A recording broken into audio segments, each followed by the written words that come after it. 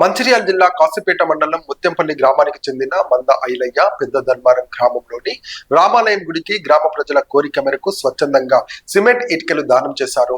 మంద ఐలయ్య మాట్లాడుతూ ఐలా స్వచ్ఛందంగా సేవ చేయాలని ఆలోచన రావడం చాలా సంతోషకరంగా కలిగించిందన్నారు.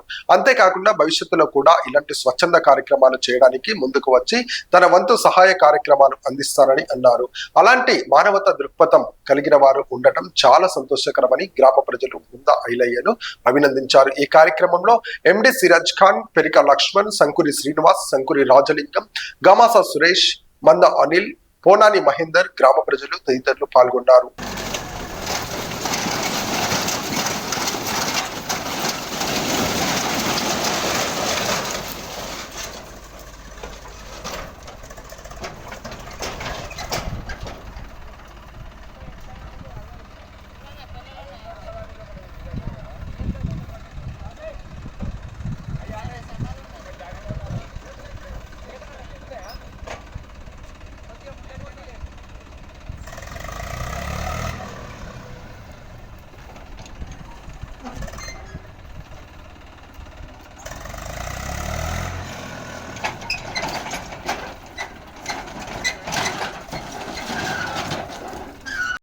ఇక్కడేసి గట్లేసి ఒకటే మాట కదా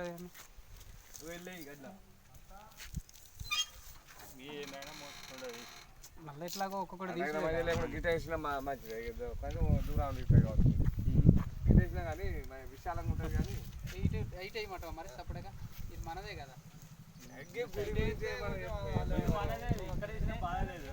సరే ఇటైతే ఇటే అన్న ఇటేసి ఈ పక్కకు దగ్గర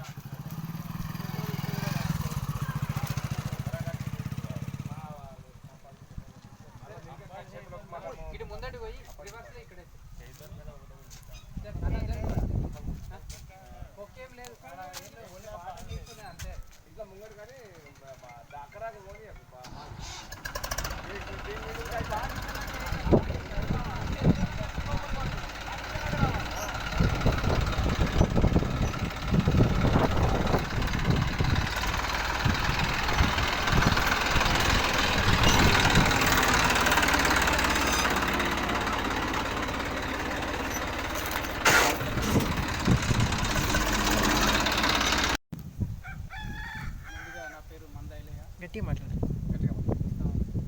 ముందుగా నా పేరు మంద ఐలయ్య.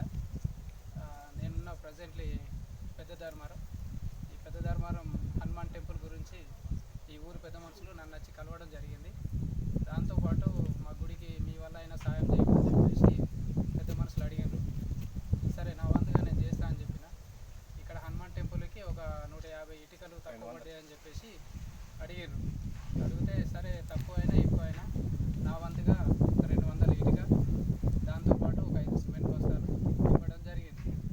ఇలాగే ఇంకా ఫ్యూచర్లో ఎవరైనా ఈ వంతుగా సాయం చేసే ఉద్దేశం ఉంటే ఎవరైనా నచ్చి అడిగితే నా వంతుగా నేను తప్పకుండా చేస్తాను.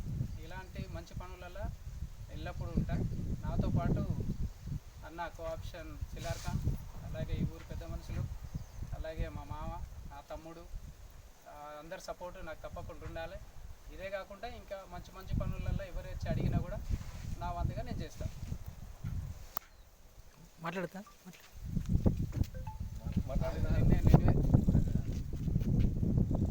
అందరికీ నమస్కారం.